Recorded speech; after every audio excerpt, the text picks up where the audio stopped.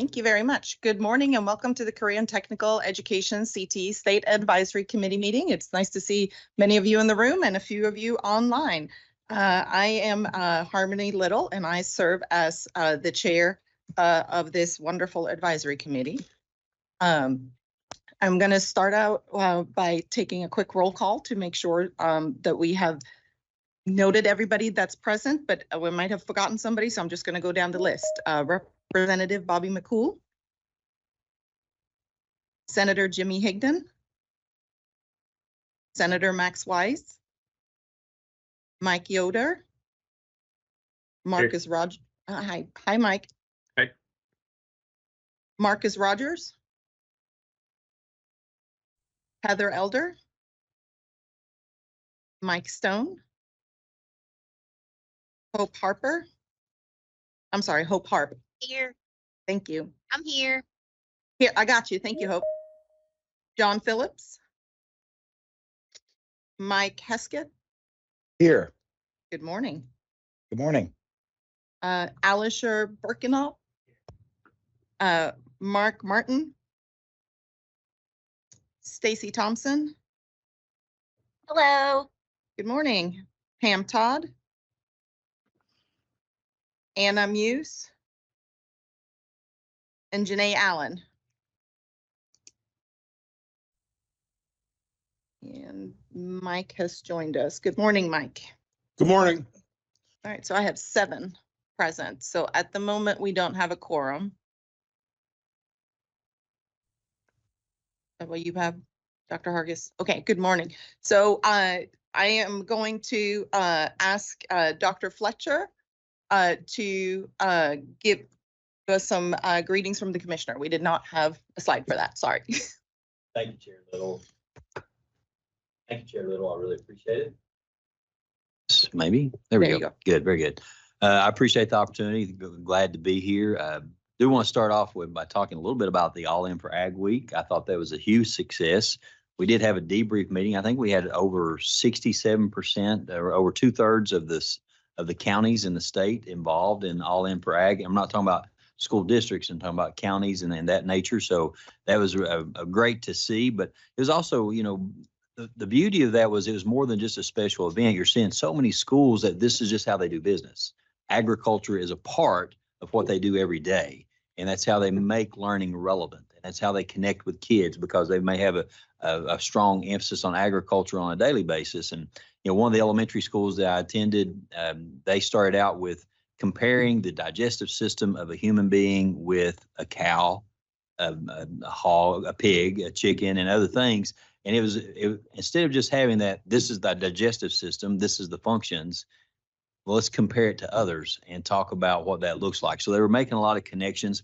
Also, too, during All In for Ag Week, even though it wasn't part of All In for Ag necessarily, it did involve agriculture, the agriculture group at North Hopkins. The Freight Box Challenge was something that was really, it was simply amazing. You have the school had been a part of a grant opportunity, and they got one of the freight boxes that we see come across on barges, you see on trains and everything of that nature, those 40-foot long boxes. Then they framed the inside, redo the inside, remodel it. And part of the challenge was they made a medical office for that freight box. And the very first freight box now sits in Liberia, in Africa. It is the only medical office in that community. And those are things, I mean, that's one of the amazing things that we're seeing in our schools. They're on their second one, and I'm happy to say that some of us at the table here got to do some, use the nail gun and maybe nail a few of the 2x4s that they were using. But they were remodeling the second freight box based on what the recommendations of the community was and making changes. And again, these are the only medical offices in these communities. They learn a lot about the history of Liberia, the civil wars that were going on, how different it is. But then also too, they're making a difference. And this was the ag class. And I will say that one of my highlights was I did get to teach a little bit of trigonometry into the ag class too. So that was a lot of fun. As a former math teacher, that was a lot of fun. Also, too, we are moving forward with our next framework, our accountability framework. It's up to Model Framework 4.0. We are heading into the advocacy phase. We are looking at making sure we hit all boxes, if you will, the federal accountability model, of the federal accountability requirements. If you look at, we're looking at two sections of the overall accountability model. One is state accountability with federal requirements. And of course, transition readiness plays a large part of that. We didn't make any changes in what transition ready plays into the new accountability system, because there's so much as far as everything from certifications to dual credit opportunities. There are students.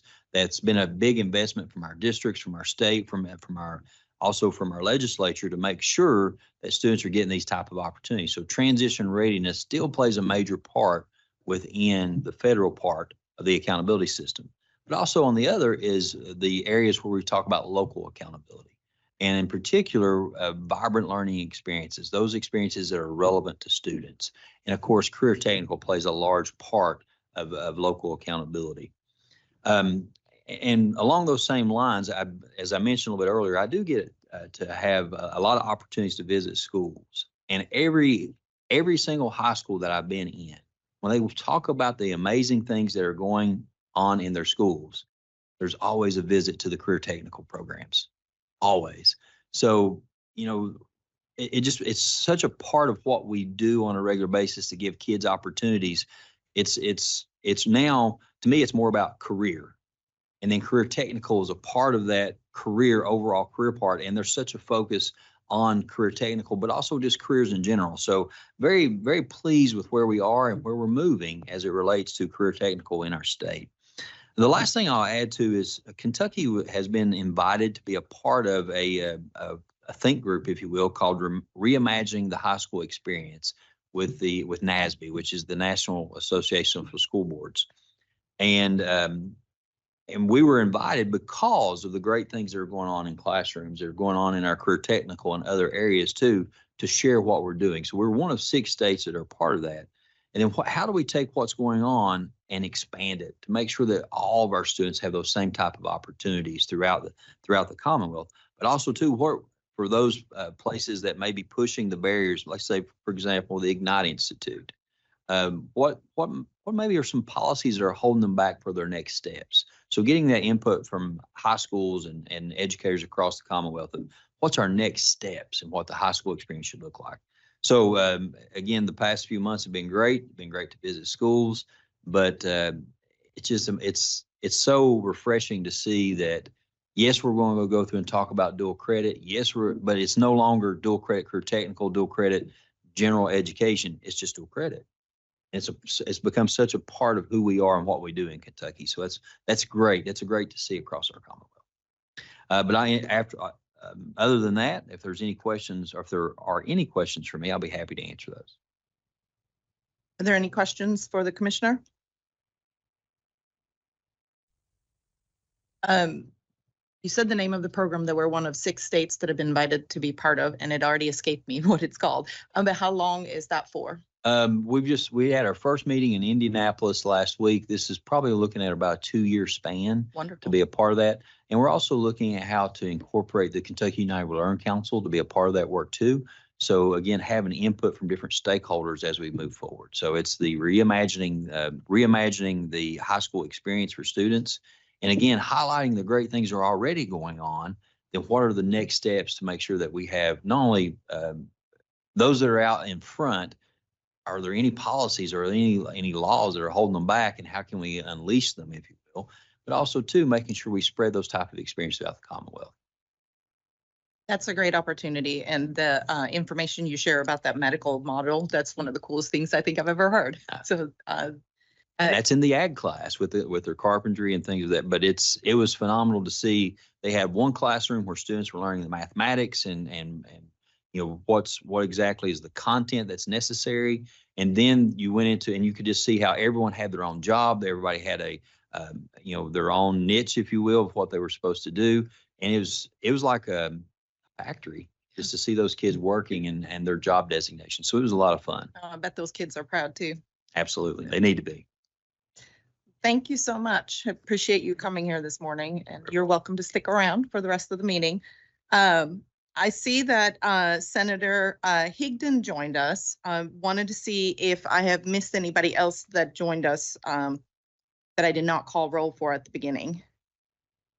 Yep, I'm here. Good morning. Thank you. Good morning. Commissioner Fletcher, thank you for your report. It's always CTE is such a, like you said, such an important part of education today. So thank you for your support of the programs that are going on. Thank you.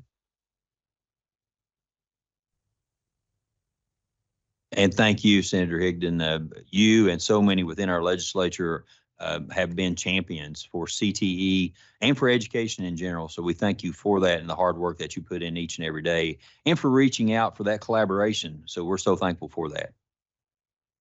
Thank you. And it's great to work with you. And I appreciate the reciprocity there. It works both ways. Thank you. Very welcome. Well, at the moment, we do not have a quorum, but I will keep on monitoring folks joining the session. But I'm going to skip the next agenda item about the approval of minutes and hand the agenda over to Dr. Hargis to give us OCTE staffing updates. Next slide, please. Thank you all for being here. We do have some new faces. And of course, you know, it happens. We have people retire and moving different positions, and we've had quite a few of those actually over the past 6 months.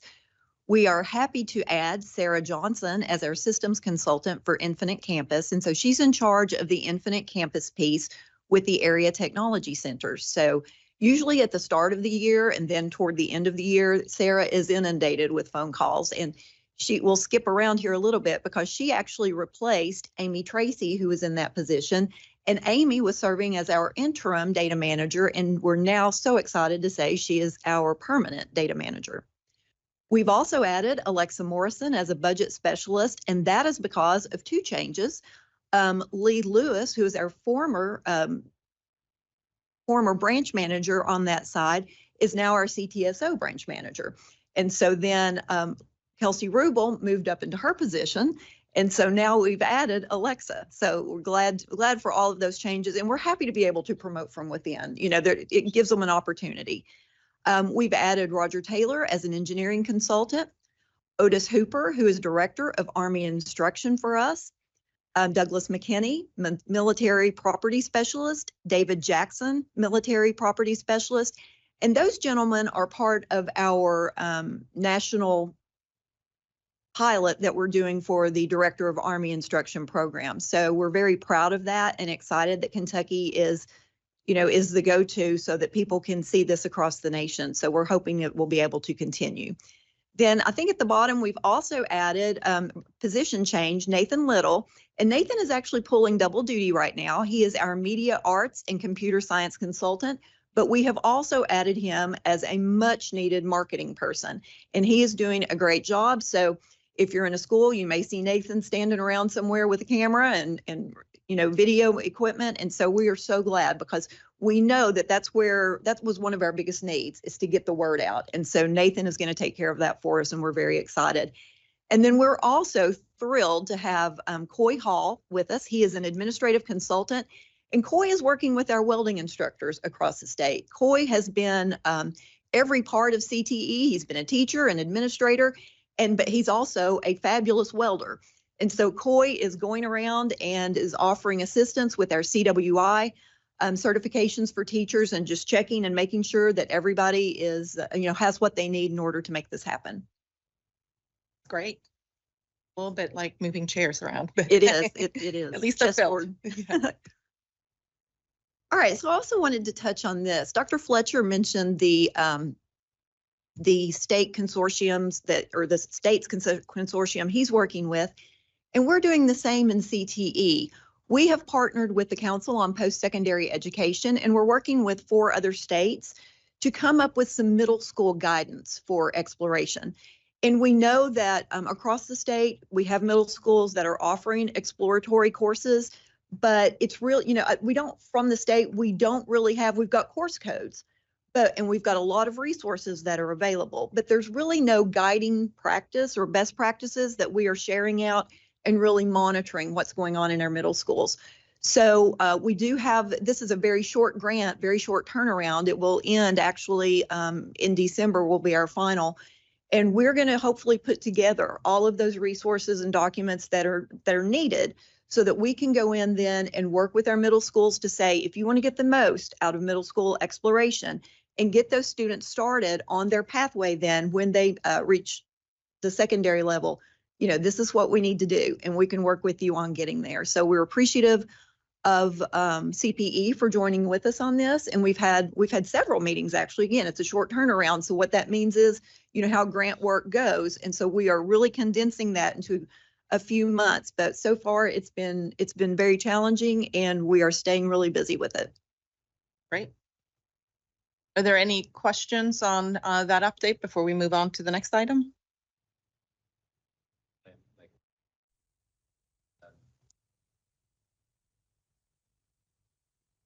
Technology. There we go. Oh, nope. There we go. And going back to our school visits, there's been so many districts that have done a lot of work as to align their career technical opportunity and exploratories in the middle schools with what's going on at their high schools. So, you know, I'm going to mention Spencer County Middle as one of our visits. They have an interesting lab type setting where students have the opportunity to explore in like 10-day increments, different pathways, different careers that are out there. And it ends with a performance event of sorts as they go through. It's based on interviews or surveys at the student with student interests. And so they rotate into this lab setting. So maybe if they're in biomed or drones or aviation, I guess, or others, then they have like 10 days where they'll learn about that pathway. Then they'll have some smaller events, if you will, and then a culminating event at the end. So to see our schools put that much effort and that much work into aligning what's going on in the middle school so that they're ready for high school is very exciting. So the exploratories in middle school, I think, is something that very excited about this grant and how we move forward with it. That's really wonderful to hear.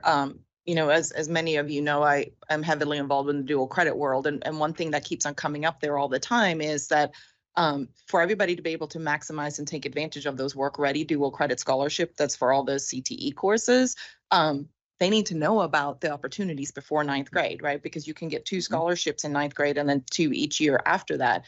But if you don't start getting exposed to that, you potentially missed out on at least a semester or 2. So those students that are in the situation that you talk about definitely have a leg up to know that if they are really interested in this particular area, to start exploring that right away.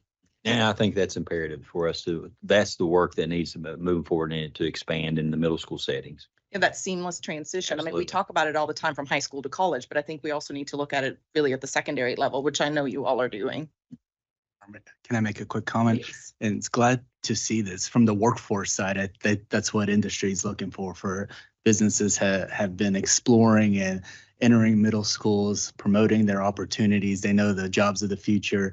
The workforces in the middle school right now are younger. So I think this very much aligns through the lifetime of learning and the continuum. So very glad to see this and learn about it. And of course, and I appreciate you bringing that up, you know, and we're preaching to the choir today, so we know this, but, you know, we have advocated for this for a long time, that even in the elementary school, students need to be exposed, and teachers are doing a great job of this, so that when, I think we're starting to see a significant turnaround, so that when we're doing those field trips now, rather than just going and if you're going to the pumpkin patch, you know, now the excitement is to really learn about, you know, the agriculture side of that, or to look at anything else, the business side of that, and the farm, you know, to see what's going on and what opportunities are there, rather than just, you know, bringing home the pumpkin. So, and I think it goes back to the workforce and the relevance that the entire state is putting on career and technical education. And you brought up something earlier that really thrills me, because Beth and I had a conversation about this last week, I guess, where we said technical, you know, that makes it sound like such a shop class. And I said, I wish we had just career education, because that's everything. And so when you drop that technical, and she said, well, let's do it. I said, well, I don't think we can.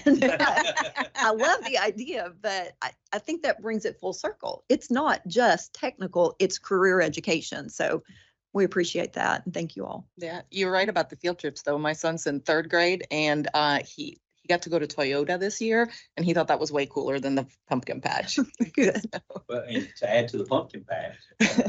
Although there's an ag program for that, right? We're too excited about it. Yeah. My microphone has a mind of its own. Thank you. Thank you, Dr. Hargis.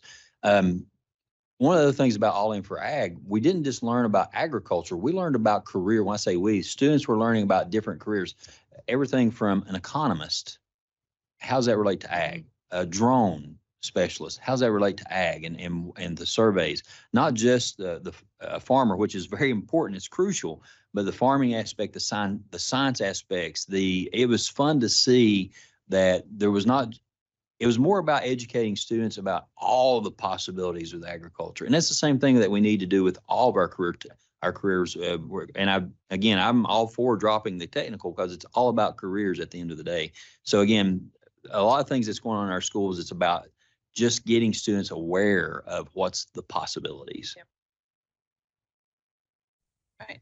Great discussion there. I'm going to move us along to the Office of Career and Technical Education. Good news. And I think we're going to hear about the container clinic again. Dr. Fletcher stole my thunder.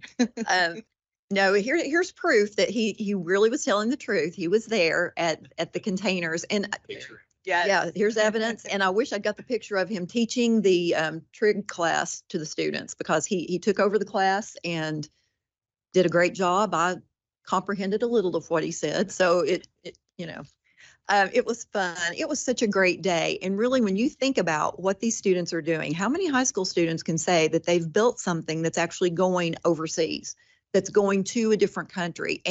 But what always amazes me about any of these projects that we see, it's the student pride in the work that they've done. And so you can see in that right picture, that young man was telling us about it and answering questions. And again, on the left side, Mr. Matt Colliff, who is our FFA state advisor, and he knew how to use a nail gun, but boy, those students take that seriously and showing him how to do it appropriately. So that was such a great day.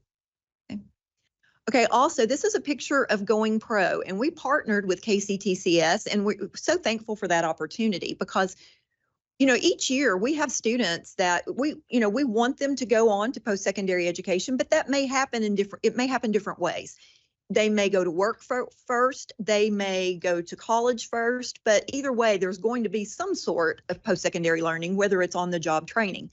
But what we did, KCTCS recognizes their students that get those full-time jobs before they're actually graduated and finished. And so we jumped on board with that. And so we were able to recognize a couple of our students from area technology centers that had secured jobs with Toyota. And so we're so proud of them, because that's building the workforce when you can get a job when you are still in high school. And so wonderful event. And I would encourage you, if you're from a school or if you know any of these signing events that are going on in your schools, let us know, because we want to get our marketing consultant there to get some pictures so that we can get the good news out. And that's quite a group of VIPs behind this young man there. It is. Okay. And then All In for Ag. And I think Dr. Fletcher stole my thunder on this one too. This was such a fabulous event. I cannot tell you, I'm not the elementary person. I'm not the middle school person. And so for me to get to hang out at elementary schools for the week and watch what these students are doing, I was right there with them learning and just in awe. I couldn't believe what they were getting to do. And it was so interesting. So we are excited about All In for Ag and doing it again this fall. So hopefully this is going to become an annual event where we are providing, and we collaborated again with Commissioner Shell and the Department for Ag, and then also teaching experts in the Office of Teaching and Learning, and with our CTE power behind it, and really developed everything that the teacher would need to spend the week teaching their elementary class about agriculture events. Okay. Very nice. Switching gears to the New Teacher Institute, Dr. Smith. And before Dr. Smith jumps on, I just wanted to tell you, we've got 2 short little sessions here that we want, because we need some feedback. And, this is not to be a sit and get. And so Dr. Smith is going to be talking to us about NTI, which a lot of us consider that non-traditional instruction days, but it's New Teacher Institute. And he's going to tell us about the work that he's doing there. But then we need some feedback from you. we need to know, your thoughts on it. So just get prepared. There are some questions coming. That's your cue to pay attention. No, I'm teasing. Okay, Dr. Smith, please. Good morning. Can everybody hear me? We can in the room. Can you all on? Yeah, I got a thumbs up online. You're good to go. Okay. Thank you all for having me today. I just started this position last June, but I'm very enthusiastic about it. We've got a really good group of new teachers coming. So basically, NTI, New Teacher Institute, I'll just give you a little rundown on it.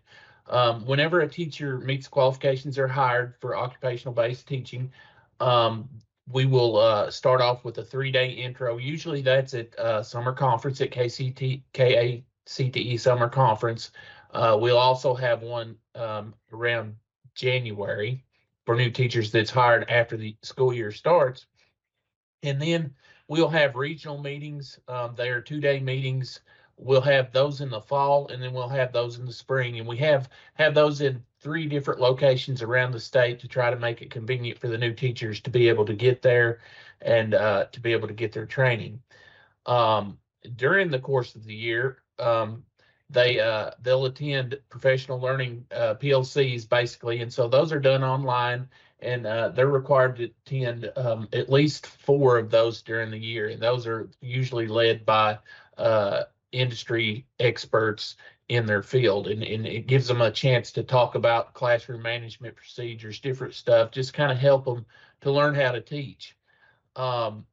We provide them with mentor coaches, and these are typically CTE professionals that's been in the field for a while and know what a CTE classroom and shop should look like. And so it's not an evaluation thing, it's more to help them. And so they come in and they observe them and kind of give them some pointers, and a lot of times they'll provide them with resources. And then we provide a mentor teacher for each of our new teachers that's going through NTI.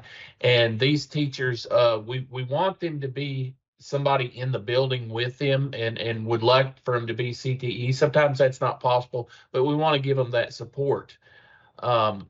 So after that's for year 1, and then they'll do a midpoint training in June, and then they'll go to their year 2, and then year 2 will consist of the same layout. It's just more advanced curriculum and things to like project-based learning, things like that. A lot of the stuff that y'all have been talking about, it's really, I'm tickled I'm on here. I'm excited to see all the things happening.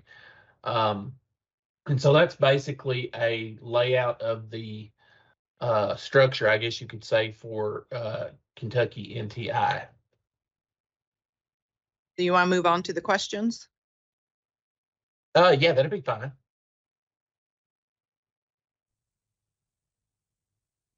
As far as other components that NTI should include, we would love to have them for an extended period of time, but with them being in the classroom, that's just really kind of not possible. But we have included some virtual training, and with the Canvas, the Kentucky Learning Hub, that's something we're incorporating in that. So that's something that's, I think, is really going to help the teachers using that platform, and also creating lesson plans and just putting structure to what they're doing. Suggestions for improvement, there's always things we can do to improve. We're continually trying to tighten up, I guess, as you could say. And actually we poll the teachers during their first year and their second year, and we're polling we're doing a poll with the administrators to try to find out what improvements they want. And some of the improvements that we have been told that was wanted was more, I guess, hands-on lessons, and we're doing that. We're working with post-secondary institutions. We've partnered with Murray State, and we're working with Moorhead. And so we're looking forward to this year. So with the NTI year 1 and year 2, the teachers will be able to receive college credit for NTI. That's something that we're just tickled to death about.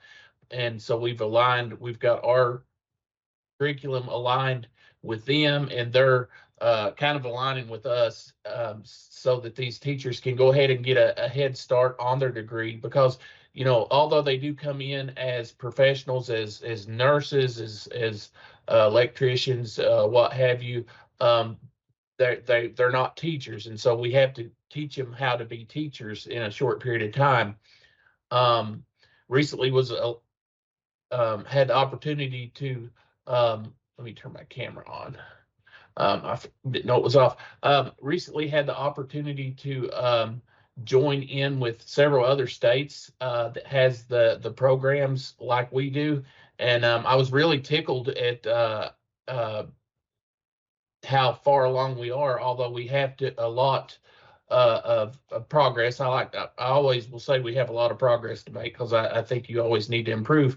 But North Carolina has reached out to us. They want to kind of change their model more like ours is. Georgia is looking at some of the stuff. So I've been working with other states too. And of course, we pulled some ideas from them.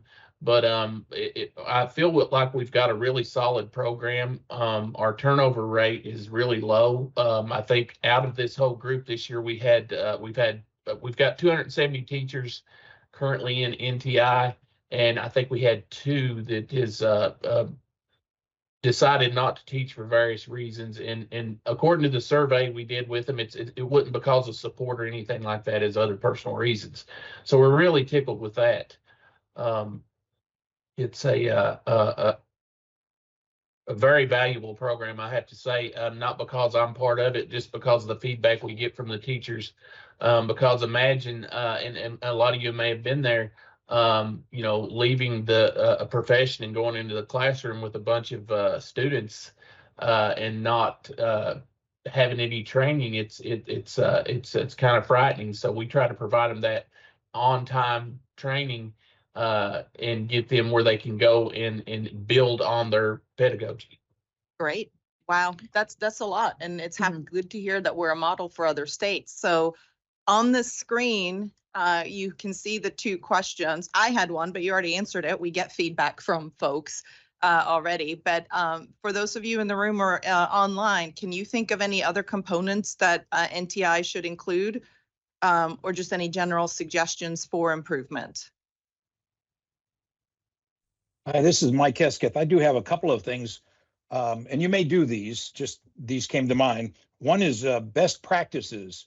Do we share best practices from around the state at other CTE centers of things that go well, teacher experiences have gone well?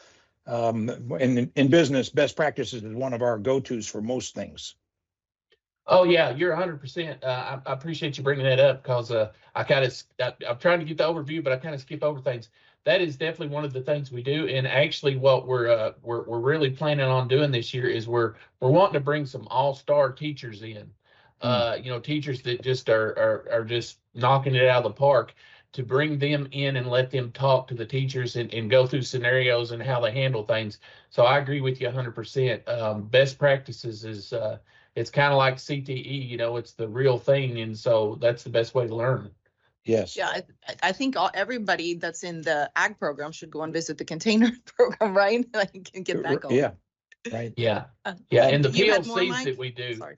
the PLCs that we have, they are set up where like welders are with welders and things like that. They're with like industries. So that way they have an opportunity to talk about, you know, say for instance, you know, I've got a problem with kids tearing up grinders, you know, things happen, or not wearing their PPE. So that gives them a chance to say, well, this is how I handle it, you know, and kind of bounce ideas off one another. So I'm all about best practices.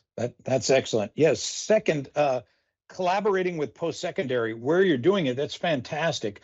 I'll say from our personal experience here in Shelby County, we've got JCTC right next door, and they're fabulous. They're industrial maintenance and CNC machining, or machining in general, or both. I mean, I had a business in Louisville. When I asked, where do we train our people, they said out in Shelby County, because the program is so good. And yet our transition from our CTE program to the community college is poor. We have our own committee, advisory committee, and I think we're meeting on Monday. As a matter of fact, we meet twice a year. But I would just want to reinforce that collaborative effort, and it has to do with logistics, timing of being able to transition. It has to do with sharing of spaces and cross. Sometimes it has to do with personal training or teaching styles between the instructors. There's lots of reasons, as in any business, but overcoming those is such a big thing. And having such a strong CTE program and a strong community college program side by side, and yet they're not feeders, is a disappointment at this point. It is, and I agree. And that's something, again, and believe it or not, we are working on that. So some of the, like in the training where we have our regional meetings, we went out and we're scheduling those meetings at some of the KCTCS centers and things like that, so the staff can actually interact with one another. And Nice. and to be honest, there's a lot of resources can be shared between them, and so that's one of the things we're really pushing, because especially like with dual credit, a lot of the dual credit goes through KCTCS, so we want those teachers to be engaged with one another, and then that way they can bring the students so they can move on to that. So I agree with you 100%. And I've been to that center in Shelby County. It is awesome. It is. It's very nice. Mike, I'm going to interrupt you for a second because your comments have spurred some folks wanting to jump in. So I'm going to ask Senator Higdon and then Mike to join. And I know that you then have a few more recommendations, so we'll come back to you. Very good. Thank you. My recommendation is very elementary. As a non-educator, having two programs, NTI, it is somewhat confusing. The alphabet soup sometimes really confuses folks. Can you add another initial to the front of it? Maybe K, NTI, at least we can, some sort of distinction between the two programs. That's, like I said, very, very, very elementary request. No, actually, Senator Higdon, that is exactly what we have been talking about internally as well, that it does cause confusion because we also have, new teacher induction and statute. And so across the board, it causes some confusion. So yes, we're looking into that. And for those of you not in the room, that came from Lauren Graves. Yes, sorry. Yeah. Yeah, that's a good suggestion. Whenever I talk about PLCs, I always think about programmable logic controllers because I'm an electrician by trade. So, but it's professional learning committee, so I understand. Yeah, I agree with you. All right, Michael, what do you have for us?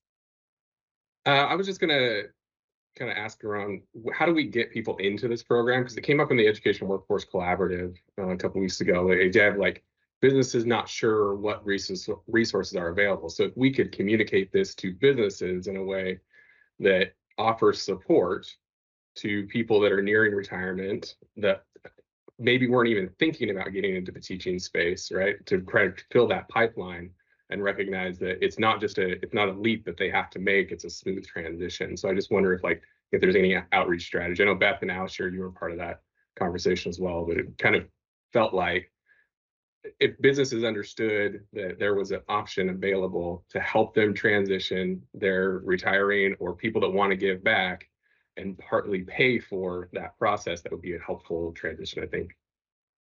So Mike, and you're right, that's a good question. People that have been hired as teachers and they're occupation based, they've not come through the traditional teaching route. And so they're able to go through the New Teacher Institute. So they have to have been hired for the job, and it's called occupation-based certification. And so that's what they're working toward in going through this. So it's not really something that you could join until you actually have the job. So, but you bring up a very good point on that. I think it's something that, again, we just need to promote with business and industry more the fact that there are teaching positions available. And so I'm looking at Alice here because I'm thinking, okay, this may be something that we need to present on someday that, we love to get retirees that are coming out of industry. And so many people that retire, they want something else to do. And so really, if you could get 10 years, 6 years out of someone, a good instructor that's the expert in the field, then we would put, they can start teaching, but then we're going to put them through the New Teacher Institute as well, so that they can figure out what to do in a classroom. What is that noise? It's the bell ringing. What do I do? What time do kids leave? And so they figure out how to manage the class and how to provide the instruction that's already in their heads. So thank you for that. Yeah, I just wonder if there's maybe a light version that we could then use instead of this full version. I think it's great. Thank you. If I may, Chair, add, one of the things that was mentioned a little earlier was talking about collaboration, and we were talking about with our community colleges. To go back to a topic that I mentioned a little bit earlier, that you're reimagining the high school experience. We have a team of people that are going to be working on this. As a matter of fact, our chair is Dr. Justin Pate, who is the president of Elizabeth Community College.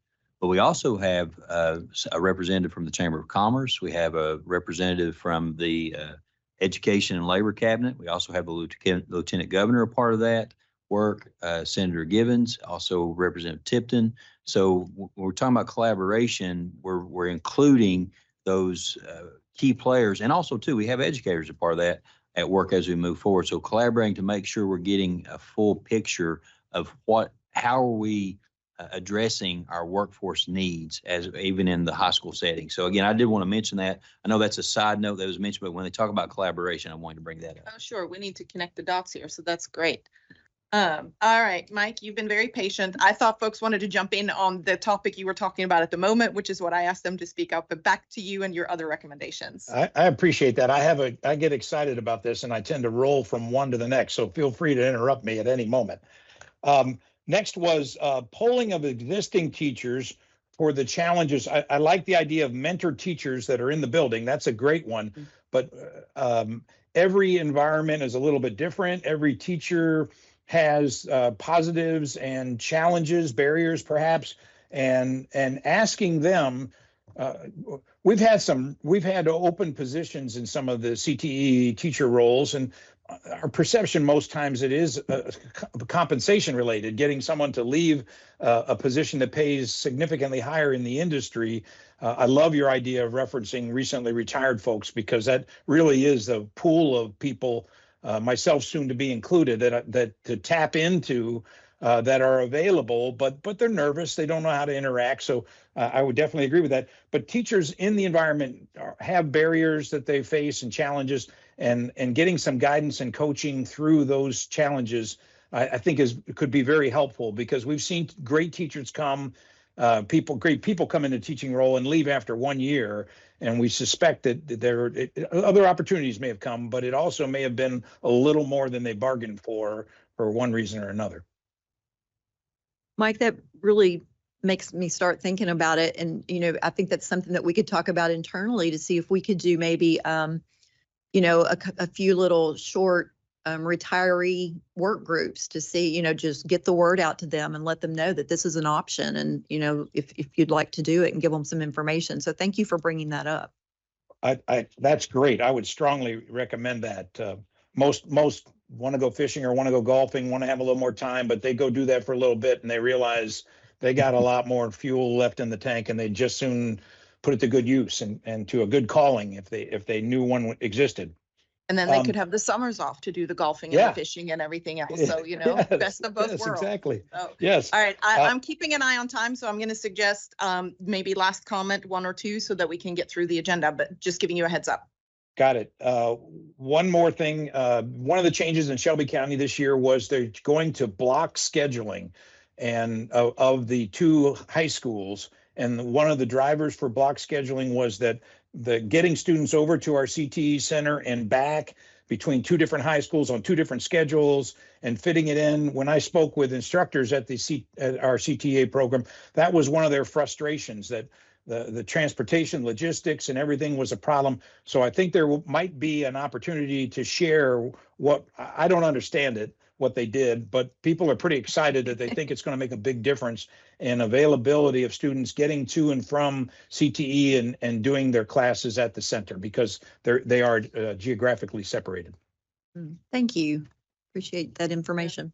Some really great discussion. I'm sorry to have to cut it short, but we do have a few more items to go through. I'm still impressed that we have 270 new teachers. It'd be exciting to hear what the new number is next Harmony, year. can I Yeah. make one comment? You Just may. real quick. I agree with everything that was said.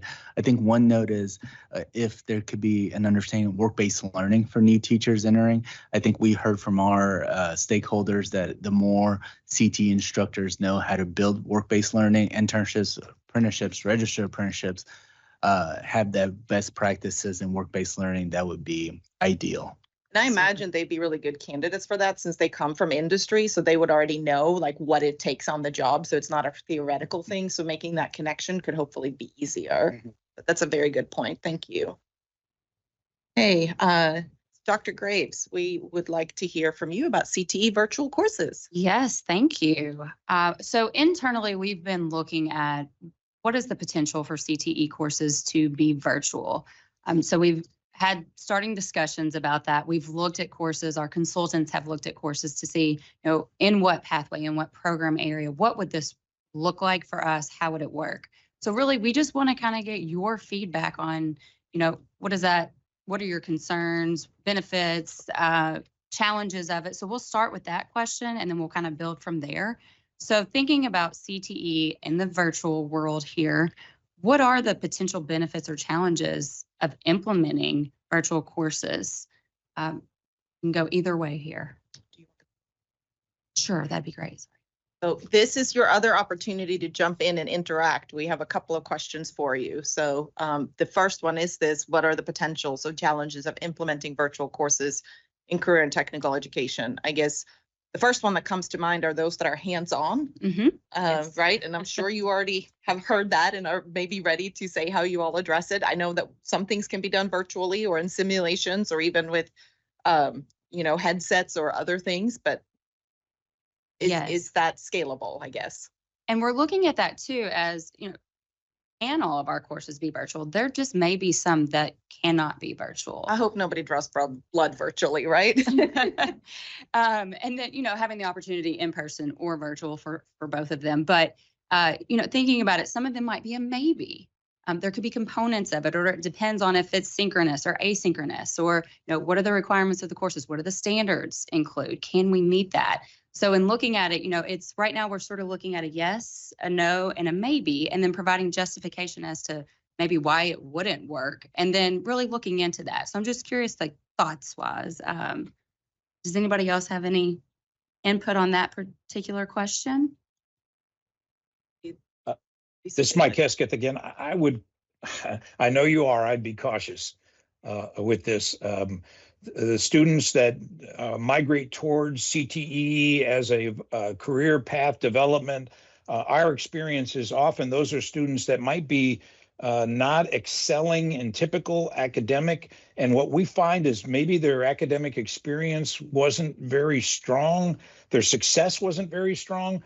And the difference between a college professor teaching industrial maintenance and maybe the high school is the college professor knows that you have to be successful on the job. And so they're there with you in person, helping to make sure they're looking in your eyes. They're seeing whether you get it. You can ask questions and you understand. It's like when you send a kid off to college and you say, go see your professor if you don't understand.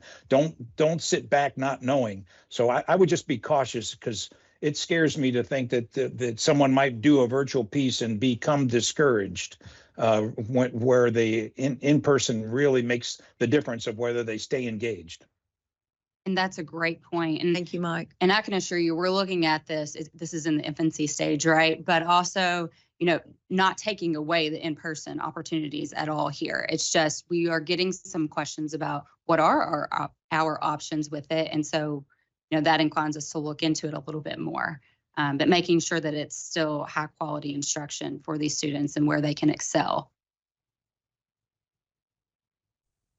One of the examples that welding just seems to stick in my head for everything, but you can train all day on a welder, but there's a difference between the trainer and maybe, playing with your computer and doing it and really sitting behind that welder, and trying to run a bead or whatever, there's a huge difference.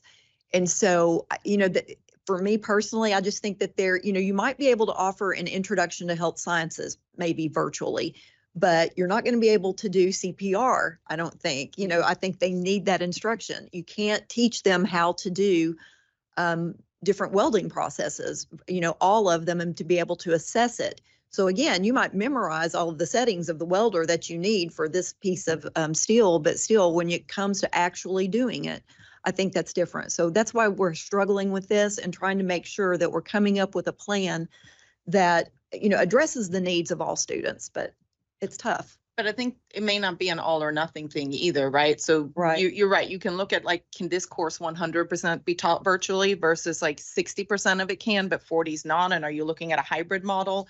Or you're looking at a way where you say, okay, you get the lecture components, but then you couple that with a couple of work-based learning experience. So you theoretically know how to weld, but then you go into a safe environment where you're supervised to practice those things, but maybe it's not the classroom. Maybe it's, with somebody local that can oversee what you're doing, right? So I think a little bit of it's also thinking of not just how we've always done things, but how can we piece things together?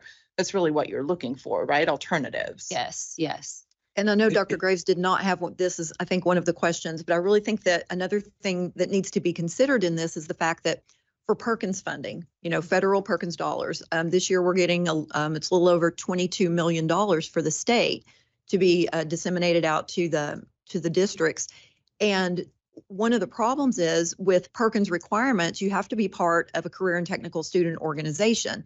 So if I don't think virtual instruction is the answer for all program areas that do not have that program.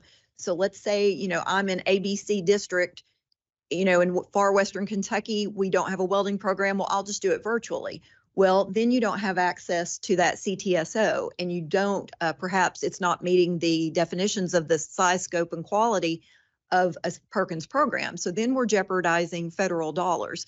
So see, it's just nothing is ever easy, really. And the more you start looking into it, the more questions that arise. But just so that you all know, these are some things that we're looking toward. Again, we're just trying to see, how could we do it? Is there a possibility? So and I know we're running short on time. We probably need to finish up just to close out for our planning. But if you all have any suggestions or additional questions, please, if you would email those to us, we would love to hear them, or we're happy to talk about it. And we're happy to bring it up to you at our next advisory meeting because, we're looking at this across the state, just for academics as well. So we want to make sure that we're doing it correctly and in a way that's not going to jeopardize the programs or the student attainment. Anybody online have any burning comments or thoughts on this topic?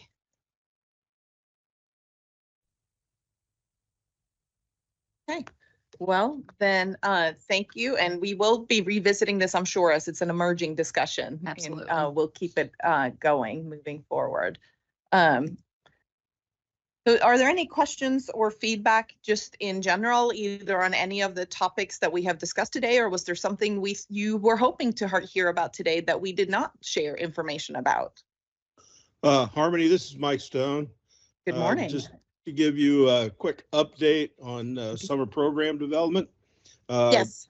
Registration right now is at 1,544, which is well ahead of this same point in previous years, which indicates that if there are some folks that have not done their registration yet, they probably need to get to it. We have filled the Galt House room block, and we have signed an overflow agreement for the Embassy Suites. So we have housing available. Also, if anybody wants to exhibit, we have about 3/4 of the exhibit space is already committed between the paid exhibitors, which number about 38, and what I call the comps, which we provide.